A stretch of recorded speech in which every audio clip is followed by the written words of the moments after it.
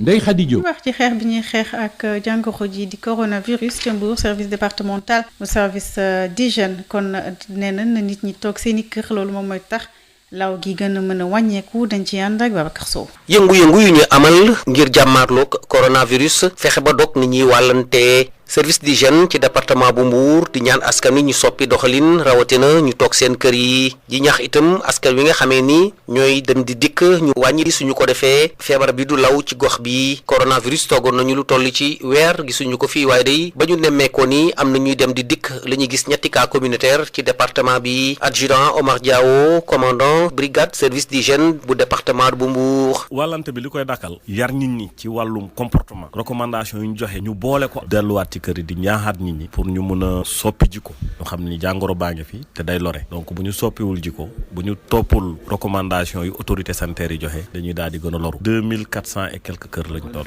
dugg ci kër yi di waxtaan ak nit ñi ñu bàyyi tukki yi ñuy def parce que seetlu nañu depuis daanaka fan yëpp dañuy dégg nit ñaa ngi jóge feneen di ñëw Mbuur déplacé wu ba léegi te warul nit ñi bu ñu leen nee nañu toog nañu góorgóorlu toog ñu xam ni bu ñu toogee danañu mën a stopper contamination bi nit ñi ba léegi ñu ngi continuer di tukki. naka la service d'hygiène di doxalee suñu leen nee am na ko am coronavirus adjudant Omar Diaw di dellu soit ci li ñuy tëral ngir fexe ba dakkal wàllante bi. farluwaat rek gën a jëfanduwaat xam ni xeex baa ngi fi war nañu continuer di xeex gën a vigilant fan yi moom comme ni nga ko gisee du moment que dañu am ay cas communautaire li ñu njëkk a def mooy dañu ànd ak équipe district ñu dem ci cas yi jël leen évacuer leen ñu désinfecter kër yi ak lépp li nga xam ni dafa wër kër yi jot nañu sax dem ci benn dëkk boo xam ni dañu désinfecter dëkk bi yëpp tolloog 26 kër dañu jël dëkk bi yëpp désinfecté ko ñaari kaawu Mbuur yi moom dañu désinfecté kër gi ak li wër kër gi gën a yaatal pour mun a dog seenu contamination bi seenu wàllante bi temps yi ci activités yooyu lañ nekk di def. Babacar Sow dañ ca jokkoo ak yéen fii ci Mbour pour Sud FM.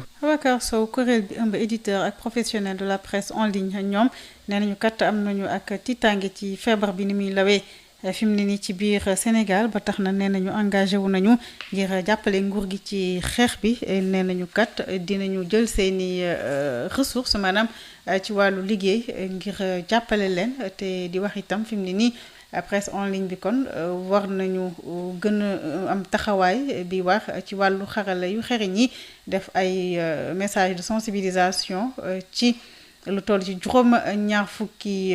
ëttu tasukaay ci wàllu woowule ci réseaux sociaux yi nee nañu itam bu ñu soñoon fi ñu toll nii njiitu réew mi ak képp ku mën a wax ak xalif généraux yi wala kilifa diine yi di nga ci mën a dugal sa loxo ndax jàpp nañ ne foofu la itam faw ñu daal di koy gën a xóotal bu ko defee askan wi ku ci nekk foo bokk bu sa wasila waxee di nga gën a mën a bàyyi xel ci ni ñuy xeexee li nga xamante ne moom mooy feebar bi ñu ngi ci wàllu tereetu gerte gi campagne agricole benn ay bés moom moo des ngir ñu commencé séddale jiwu yi ren ji nag 75 000 tonnes gerte la ñu daal di joxe kon ci wàllu jiw yi 15 000 tonnes écrémées ak 60 000 tonnes certifiées campagne bi nag fii ak ay bés rek daal di des FNOP suñu jox ko lu toll ci fukki milliards ak juróom-ñett ci 1000 milliards yi nga xamante ne ay koppar la yu ñu teg ngir dimbale ko ñi loru ci coronavirus commission yi daal di nañu leen teg fi mu ne nii di xaar war a dem ci séddale bi El Hadj bu Gumbala président régional fédération nationale organisme privé stockeur ak transporteur ca Kaolack ci micro Mamadou Camara. opérateur jël nañ seen matuwaay ba préserver jiw te boo demee au niveau du département de Gandiaye seen commission yi daanaka pare na opérateur yi ñi nga xam ne set notifié nañ leen ba pare ba jox leen seen i planning mu commencé génne def daanaka acheminement la ñuy def rek lu teel nañoo génne notification yi génne nañ planning yi ministre bi ni ma déggee woon ci waxam ne woon na à partir de mois de mai bi danañ génne notification engrais yi kon donc état jël nañ seen i matuwaay ba nga xam ne si ne danañ teel a joxe jiw bi teel a joxe engrais bi aussi mbas mi ñëwee ci réew bi président di annoncé daf ne danañ génne 1000 milliards ci 1000 milliards yooyu daf ne danañ génne 302 milliards yoo xam ne si ne pour les fournisseurs de l' état fournisseurs yooyu nag ñun ci lañ bokk jeexalul semaine bii ñu génn nii gars yi débloqué nañ 18 milliards danañ def répartition xam naa ci semaine bi ñu jëm pour fay opérateur loolu dana def un ouf ci banquier yi ba nga xam ne si ne opérateur yi tamit mën a am dara parce que rien que saako rek danañ jënd 1 milliard ci saako kese baax na ñu fay duñ ko mënoon sax dañuy anticiper ñuy féliciter aussi état ci wàllu jiw aussi ci commercialisation bi prix yi da doon rehaussé maanaam tey tey bu état doon wax 210 gars yi di jëndee 250 dem nañ ba 300 ba 325 état nag ren li muy génne prix yi doyul mais def na ay effort parce que gerte gi daaw mu ngi woon ci 325 maximum 350 ren gerte gi dem na ci 385 ba 390 subvention bi yéegal na prix bi wanoon na yéegal subvention bi maanaam li béykat bi di yokk doon jëndee dafa waroon a yokk mais daanaka bu ko wàññiwul aussi maintenir na ci intrant yi daanaka dafa wàññi li ñu doon jëndee par exemple saaku engrais bu gerte daaw mi ngi doon jar 7400 ren wàññi na ko ba 6100 francs au niveau national 75000 tonnes yi ñuy joxe ci jiwu gerte 60000 tonnes yi mooy certifié yi 15000 tonnes yi mooy écrémé yi ci wàllu engrais bi boo xoolee 150000 tonnes la ñuy joxe tout engrais yëpp muy 6 20 10 15 10 10 urée bi ak variété yëpp daal au niveau national prix bi wàññeeku na daanaka 400 francs saaku bu ne boo ko xaymaa day nekk 8000 francs par tonne. dëkk kaw yi ñi ngi xaar kon ñu jox leen ay jiw yu baax te gën waaye itam te doy sëkk ñoom ci seen bopp itam di baykat yi ñi ngi xaar dund bi yegsi ci jamono bi nga xamante ne naqari na lool ci ñëpp béréb yi ñuy séddalee jiw yi nag fi mu ne ni door na nit ñi di fa dajaloo fédération régionale organisme privé stockeur et transporteur di FNOPS ca Kaolack di wax na kon na ku nekk bàyyi xel ci matuwaay yi ñu wax ne nit ñi nañu koy jëfe ngir ñu mën a moytu feebar bi ci jamono bi ñu leen war a joxe ay jiw ak i intrant dañ ci ànd ak Mamadou Camara. ren ji joxe jiw bi tombeek ci jamono yi mbas point de collecte yi maanaam barab yi ñu koy joxe daanaka mën nañ ne lépp pare na waaye dafa doon ay barab yoo xam ne yi day bëri nit ndax kat baykat yu bëri dañuy ñëw di jël si seeni jiw El Hadji Bougoumba la di président régional opérateur privé stockeur transporteur yi fii ci Kaolack. bi mbas mi ñëwee déplacement yi ñu tere ko baykat bi lam daan def bu récoltam baaxu mu mun a jaay nagam wala mu mun a jaay béyam wala mu mun a jaay xaram amatul possibilité boobu pour def ko difficulté yi d'abord subvention bi ñu leen defal pour ñu jënd li nga xam ne moom lañ leen subventionné ay jafe-jafe dana ca am deuxièmement ay jafe-jafe dana am pour ñëw jël si seen jiw am na organisation boo xam ne yàlla dimbali nañu mu ngi fi woon parce que ni ñu daan def semence yi baykat bi daawul woon di ñëw par exemple village de Koumbal am na par exemple lu mat 100 carrés yu fa nekk ne ñu war a jox jiw chef de village bi mooy dem ca seko ba ñu liste ña fa war a jël ñëpp ku ci nekk joxe sa apport ñu dem ca commission ba kenn ay dem jël gerte gi yëpp bu ñëwee ci village bi ñu distribuer ko foofu noonu la daan demee am na nag ñu daan ñëw daan jël si seen gerte personnellement mais li ñuy gën a encourager nit ñi comme déplacement bi dañ koy tere te mbas miy ñëw du moom mooy déplacé wu boppam nit bee koy déplacé dañuy gën a encourager nit ñi ko ñu organiser wu ci village yi bu ko defee kenn dem déplacé wu dem ca point de distribution bi jël semence bi bu ñëwee ci biir village bi ñu partagé ko ki nga xam ne si ne tey dafa yor gerteem mu nekk Koumbal au lieu nga koy jëlee Koumbal di ko yóbbu ay Gandiaye di ko yóbbu te waa Koumbal war a am opérateur boobu dañ ko war a maintenir foofu dana wàññi déplacement yooyu. muy joxe jiw boo xam ne bii ci fan yu néew mu am waaye nag dippoog jamono joo xam ne ji ñi nga xam ne ñoom ñoo nekk ci àll bi di baykat yi di xaar ca na mu gën a gaawee ndimbal bi nga xam ne war nañ leen ko jàppale lu jëm ci wàllu ceeb diwlin ak suukar ñi leen ko nguur gi digee woon. Kaolack Mamadou Camara Sud FM.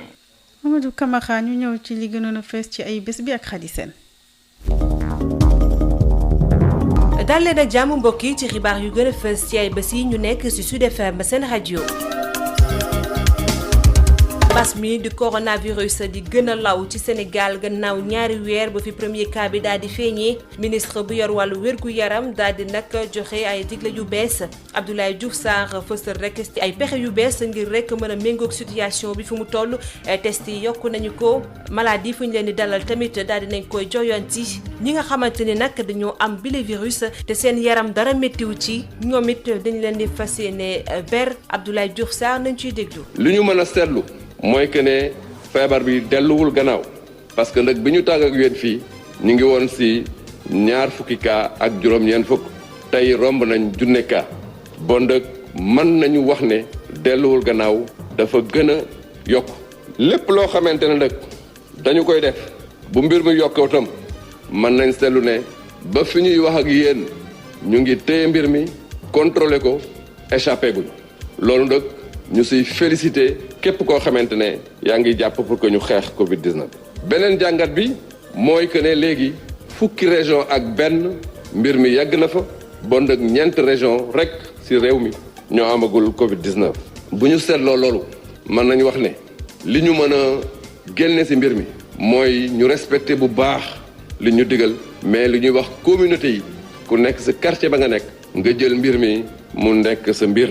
ministère de la santé et de l'action sociale chaque fois bu mbir mi évoluer day changer ay stratégie am adapté ko méngale ko ak fi mbir mi toll méngale ko ak changement yi ñu gis ci feebar bi méngale ko ak taxawaayu jàngoro bi loolu yëpp nag ci ndigalu président de la république moo tax tey ci orientation yooyu am na benn bu ci bees bu ñu leen di yëgal mooy demander nañ comité national de gestion des épidémies ak comité opérationnel bi ñu dugal ci seen jumtukaayu xeex lu ñuy wax prise en charge extra hospitalière des cas asymptomatiques mooy képp koo xamante ne da nga am cas te amuloo symptôme mën nañ la jël en charge foo xamante ne du hôpital. virus bi nag di law ba tax na njàng mi daal dinañ koy puusaat ba ñaari fan ci weeru juin conseil des ministres moo jël bi la dogal talaata ñaari fan ci weeru juin ñi nga xamante ni mooy élèves yi def examen ñoom dinañu tàmbali seen njàng mi di ñeel wàllum enseignement supérieur di njàng mu kawe bi conseil des ministres daal dinay rek digle ñi sekk mbir mi ñu daal di si rek xalaat ci naka lañ koy war a dooree ci ñaari fan jàpp fukki fan ak ñeent ci weeru juin Abdoulaye Ndoye nag di secrétaire général du CUSEMS moom gis na ne ni dogal bu baax la waaye nag balaa ñuy demaat ci l'école yi foofu rek comité bu yor wàllu gestion mbas mi daal di ciy wax. mbir mi tey lu nit ñi di wax rek mooy urgence mooy sauver des vies njàng mi am na solo continuité pédagogique am na solo mais tey urgence mooy sauver des vies ñun waa CUSEMS dañu ne mois de mai kenn mënu ci reprendre parce que date bu ñu fixé woon 4 mai ñu ne waxuñu 4 mai mais mois de mai ba mu jeex kenn mënu ci reprendre dañu ne nag pour ñu mën a reprendre foog ñu déglu comité national de gestion des épidémies mooy waa kër docteur ñoom rek ñoo ñu mën a wax lu ñu war a def. France boo fa demee conseil de santé moo fa am ñooñu ñooy xelal président bi xelal ñuy jël ay décisions ñaareel bi dañu ne ñu fagaru fexe ba élèves yi professeurs yi jàngalekat yi ñuy liggéey ci école yi ñëpp ñu jox leen ay masques yu doy jox leen ay gants ñu am gel hydroalcoolique jox leen ay kit ndax ñuy mën a lavage des mains. ñu ne tamit beneen mbir mu am solo mooy transport bi parce que gis nañu ne même crise bi bu mu amulee nit ñi dañu am jafe-jafe transport ci Dakar ak yeneen villes yi kon tey jii nag bu ñu demee ba ñu ne oto yi dañuy wàññi passagers yu si ne nan la ñuy def pour déplacer jàngalekat yi élèves yi ak ñu liggéey ci école bi ñetteel bi mooy dañu ne distanciation sociale ñun gis nañu ne suñu classe yi dafa pléthorique day dem ba téeméeri élèves wala lu ko ëpp léegi nag nan la ñuy def parce que nag dañ ne bu ñu jegantoo ci biir classe bi ak ci cours de récréation kon loolu lépp foog ñu matale ko ba pare. ci pàttali école yi tëjoon nañu ko ak université crèche yi loolee bokk na ci dogal yi nga xamante ni njiitu réew mi jëloon na ko ci fukki fan ak ñeent ci weeru mars ngir rek daal di wàññi rek feebar bi daal di law feebar boobu nag di rek laatikaafal ay njaboot yu bëri ba tax na fi mu nekk nii gouvernement bi door na niki talaata séddalub dundu yi nga xamante ni war nañ ko jox njaboot yi nga xamante seen loxo jotu seen ginnaaw ca Pikine nag la ñu daal di amalee cérémonie de lancement bi seen ci ànd ak Moussa Thiam. ay bon enlèvement ci seeni loxo ñi nga xam ne nag ñoo war a jot ndimbal gi ñoo ngi toog ci ay sièges yoo xam ne daanaka dandoo nañu lu toll ni lu ëpp benn mètre ngir respecter distanciation sociale bi ñoo ngi ci biir école APIX ci commune Guinaw Rail Sud étape bu njëkk ci li nga xam ni noonu la ñu war a distribuer aide alimentaire bi jëmale ko ci ménage yi nga xam ni daal Covid bi da leen a xaw a sonal fii nag ñetti junni ak ñaari téeméer ak juróomi ménage dañu jote ci ndimbal bi loolee tukkee ci Abdoulaye Diop bi nga xam ni moo di maire commune bi. 3207 lañu indi loolu nag neex na expliqué 1091 yi mooy ñi nekk ci RNU bi waaye 2116 mooy li ñu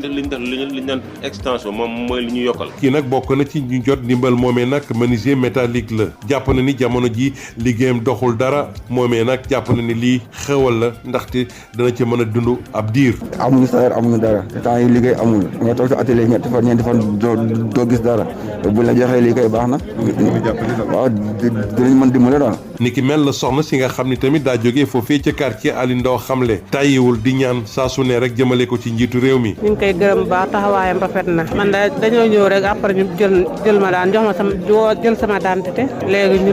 bind ma après bi ñu ma bindee rek jël sama identité daan bind sama numéro téléphone ak yëpp jóg loolu rek lañ ma jëlee ndax ñun moom néew di doole lañu ku ñu jàppale ku nekk rek dañ lay naw nañ ko bu baax yal na ko yàlla jàppale. foofee ca commune yan mu doon ñaari étape fii ci biir commune bi nag lu toll ni junni ak téeméer ak juróom-ñett fukk ak ñett borom kër la ñu jot a ciblé loolee ki ko xamle di góor gi siis bi nga xam ni moo di meeru commune bi. commune yéen jot nañu junni ak téeméer ak ñeent fukk ak juróom-benni borom kër nag man nekk jigéen man nekk ku góor. yeewoo nag ci commune bi am mbégte lool. waa ñaay xëy waa 5 kilomètres ak fii la moom macha allah man maay tudd Ndeye Sow dëkk ñaay xëy mais macha allah affaire wax dëgg yàlla kontaan nañ si Macky Sall bu baax dimbali na njaboot. dimbal bi de wax dëgg yàlla baax na ñoo ngi sant Macky Sall ak ministre bi. ministre développement communautaire di won ni lu tax nguur gi daal di taamu joxe ndimbal jaarale ko ci lekk mu ngi ciy indi ay leeral. boo ko joxee koppar bi xëy na du jël dépense bi yëpp dugal ko fu mu ko dugal dana am dugal ci yeneen dépense wala def ci ay dépense inutile mais lii nga xam ne dund la bu duggee ci këram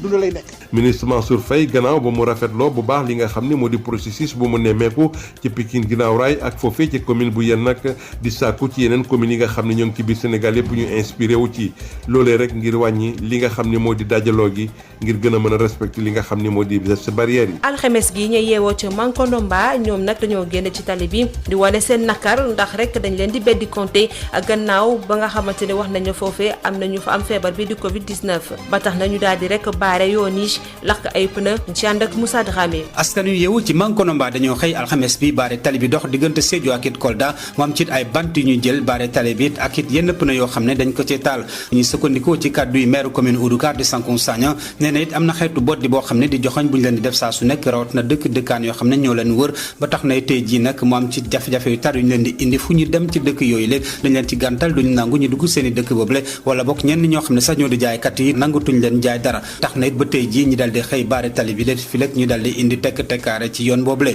dañ ci teewlu Sankoum Sagna mi nekk maire Oudoukar. tey suba teel population Mankonomba génne nañu ñu baare route nationale bi côté Sédhiou bi ak côté Kolda parce que lu tax ñu def ko village yi ñuy jegee ñu mel ni Oudoukar Marandan même commune Dianawalari bu ñu la xamee dañu la bay nga dem doo traverser ces économies ñoom ban pouvoir la ñu am ba tere nit yi jaar ci kaw route nationale ñu ne bu dee nit ñi tere nañu ñu jaar ci route nationale ñun tam dañuy tere képp kuy romb suñu dëkk. ci wàllu matukaay ak kaaraange Sankoum Sagna yokku na ci ne dëkkuwaay yoo xam ne fa lañ demee kon wopp bi le ñoom ñëpp dañ leen mettre leen en quarantaine waaye tamit poste santé boo xam ne moo nekk ci barab boobu lay kenn duggatu ci génn ba tax na tey jii la it nee na it amul dara moo tax ñi leen di war a joxañ baaram tuuma gendarme yi nekk ci brigade Sédhiou dem nañ nemeeku lu ni mel dal di ci indi tekkaare waaye tamit ñu bari nag di yëkkati kàddu di soññ kenn ku nekk ñi dal di am xettalante ak ndimbalante waaye tamit ñu bàyyi xel ci tërërin ak matukaay yoo xam ne moom la ñuy diggee ñu fayet kenn ku nekk bàyyi ci xel ngir mbas mi la it bañ a law. ca Ndar moom nappkat yi daal di rek def ab rassemblement bu rëy ñoom nag lu ñuy ñaawlu moo lu ñu leen tere ñu dugg ca quai de pêche bu port polonais foofee nga xamante ne nag préfet bi dakaa tëj pour ñetti fan bu ko defee rek ñu daal di koy désinfecté ndax daa am ko fa amee coronavirus. mbetteel ak jaaxle la ñu nemeeku ci nappkat ak i mareyeur yu bëri ci suba aljuma gi fële nga xam ne ni mooy ca port polonais bu Ndar ginnaaw bi ñu leen teree ngir ñu dugg fa. waaw port beeg jàmbalaay bi yëpp naka tey 3 jours bi mais ñun nappkat nooy bëgg a dugg na teral na. nga foo bëggoon def. ñun dañoo dem port bi suñu gaal yi fa dañoo dem géej. kon ni ñu leen teree ñi di leen yàqal lu bëri. waaw. metti na torop parce que nga war a xëy si ba ñëw jàmbalaay liggéey si mool yi nu ñëw fii nu la doo dugg doo liggéey xam nga loolu metti na torop. muy mbir bu daal di agsi ginnaaw arrêté bi nga xam ne ni préfet bu Ndar jël na ko ngir ñu tëj quai de pêche bu Guet Ndar ci diiru ñetti fan ngir ñu nettoyé ko te désinfecté ko. non autorité yi li ñuy bay mooy dajaloo bi kon rassemblement bi nga xam da doon am fële moom lañ dindi tey indi ko fii ci port bi ku liggéeyul doo fi dugg ku yebul doo fi dugg ku sa gaal teer nga indi sa oto ak say liggéeykat ak sa mool bi nga xamante ni moom jën bi ngeen waxaale su ngeen paree mu yeb génn keneen ku am gaal noonu ku amul liggéey daal doo fi dugg ñu sécurité ñu loolu moo noonu indi lii tey. loolu lee am na ginnaaw bi fa benn cas positif feeñee. kii bi li ko tey mooy duñ ko décongestionné duñ wàññeeku leen oto yi ngeen dem fenn raxasal leen ko nettoyé leen ko après pour 3 jours vous revenez sur le quai loolu na pandas la ko dégg. waaye daal ci lu jëm ci mbirum arrêté préfectoral bi ñoom ñi lee daanaka rafetul nañ ko. waaw metti na mais nag dañ ko accepté parce que nag nit ku nekk sa santé moo la gën a lépp ndax olof dañu bala nga ne naam ne fa kon loolu suñ kilifa yi bëgg dañ ci ànd ak ñoom def ko niñ ko bëgg incha allah vendredi samedi dimanche lundi ñu continuer reprendre incha allah. foofule ci port polonais bi daanaka bëri yoon na nit ñi nga xamee ni gendarme yi teg nañ leen loxo ginnaaw bi nga xamee ni respecté wuñu dogal yi ñu fa jël. jamono ji ñiir askan yi yeewoo fii ci diwaan gi am nañu tiitaange bu baax a baax ginnaaw bi nga xamee ni am na ñuy xamle ne kenn ci ñi nga xam ni ñoo jege woon cas positif boobule daanaka capitaine gaal la te ci suba aljuma gi la daal di embarqué dem biir géej ànd ak lim bu takku ci ay nappkat. ren si 1er mai daal dinañ koy màggal nu musuta amee ndax défilé amul joxe cahier de doléance amul secrétaire général bu union des routiers du Sénégal gis ne sax ne yooyu cérémonie amul benn solo ndax cahier de doléance yi day tegloo rek ci table njiitu réew mi doléance yoo xamante ne nag kenn du ko faj góor xuma dañ koy déglu ci micro ab Selimane Wane. lan moo ko taxaw 2019 moom laay waxaat te moom laa ko ñeen at yi dama ne cahier de doléance man ni ma ko jàppe mooy tradition rek la aada la naka kilifa yi central yi def di ko jox président mais amul lenn ci dox damay wax chaque année ne saa boo déposé cahier lundi mardi nga fekk cahier yooyu ba amul benn importance à part la tradition de def kon seen seen perspective bi Covid-19 ma ne cahier 2019 yaa nga fa rek la mu tous dans tous les secteurs secteur transport routier santé journaliste amul y a pas une travailleuse travailleur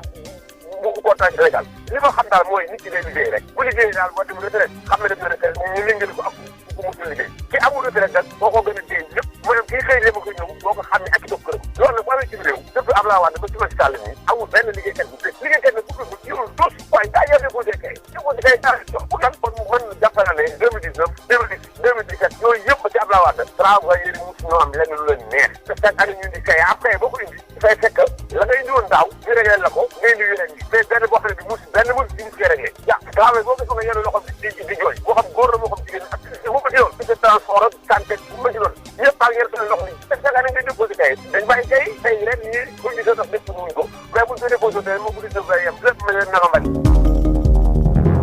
mbokk yi li lañ leen fi andiloon ci pàttali ci xibaar yu gën a fës ci ay bés yi ñu nekk ci Sud FM seen rajo jaa ngeen jëf.